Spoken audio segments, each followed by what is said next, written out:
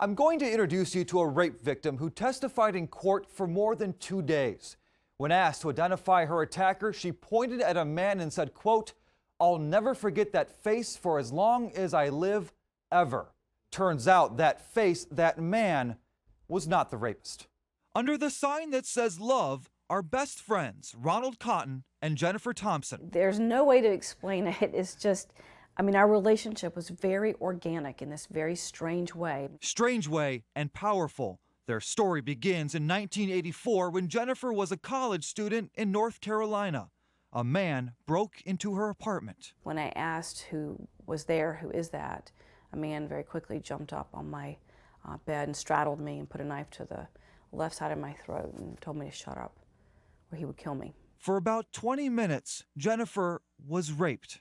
I did. I made two decisions that night. One is I wasn't going to die, not there, not like that. And that if I lived, I was going to pay attention to every detail about his face and remember everything that I could in those moments where I could look at his face and remember all the details about the face. I would burn it into my mind. Jennifer eventually escaped, eventually made her way to the police, where she used that image burned in her mind for an artist to create this sketch. Soon, police had a suspect and showed Jennifer a bunch of photos. And as I'm looking over the photographs, and for me there was 6, I was able to discount 4, came down to 2, and I picked up one that I said, "This is the man." And they said, "Are you sure?" "I'm positive." I initialed the back of it, and they looked at me and said, "Good job. That's who we thought it was." And that was incredibly powerful for me because I wanted to do a good job. I wanted to help pull this person off the street. A few days later, police put Jennifer through an in-person suspect lineup. And again, I was given the instructions, don't feel compelled to choose anyone. Suspect may or may not be in there. But I picked number 5, wrote it on a piece of paper. And the officer said, "That's who you picked out in the photograph." And again, that was very confirming for me that I had gotten it right, that I was a good victim. So how confident were you? Oh, I was 100% absolutely positive that I had gotten the right guy. That guy she says she was 100% sure about was Ronald Cotton, number 5. Ronald went to trial. Jennifer again ID'd him in court. It took a jury 4 hours to convict him, and a judge sentenced him to life. 11 years went by. Cotton maintained his innocence. In 1995, Jennifer was asked to give a DNA sample. So I gave him the blood, and off it went to the lab, and I did not think about it until June of 1995, when they came back and looked at me and said, "Ronald Cotton never raped you." It was a man by the name of Bobby Poole. And what went through your head when they told you that?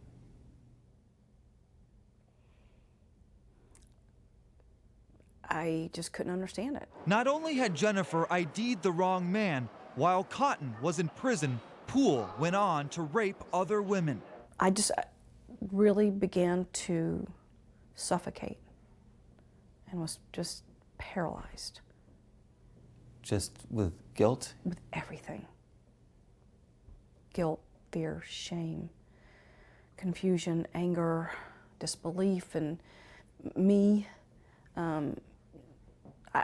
It was really one of the hardest things. It was much harder than the night I was raped.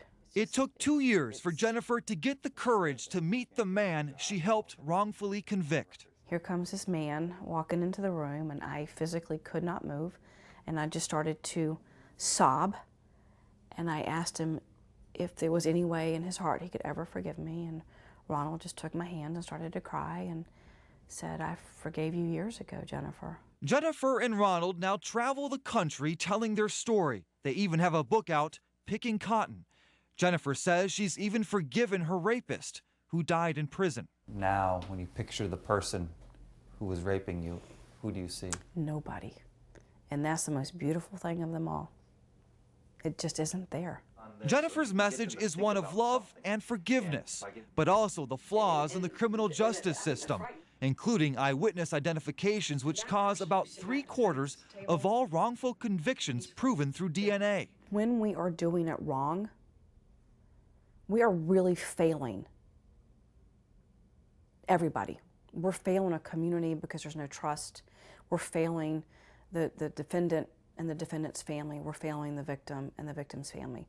And so it doesn't make any sense why we don't want to use the best practices that we know. It doesn't make any sense at all. Now, Jennifer believes she would not have ID'd the wrong person if police had used a double-blind lineup. That's when the officer conducting the search does not know who the suspect is or which photo the witness is even looking at. And just last month, a national study recommended all police departments switch to double-blind photo lineups. Here in Minnesota, double-blind lineups are not required. Jennifer is speaking at a Minnesota Innocence Project benefit tonight. I'm Ted Haller, Fox 9 News.